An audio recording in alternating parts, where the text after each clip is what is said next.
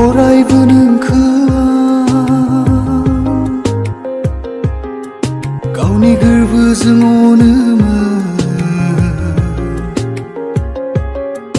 गावनि गासैखौबो बावना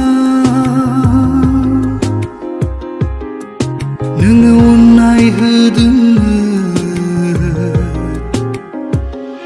नागिरो नोंखौ दाबो सिमांनि रायजो, अरायबो नोंखौ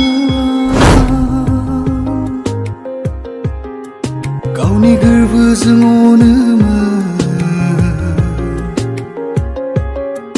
गावनि गासैखौबो बावना नोङो अननाय होदोंमोन। नागिरो नोंखौ दाबो सिमांनि रायजो, अरायबो नोंखौ गावनि गोरबोजों अनोमोन, गावनि गासैखौबो बावना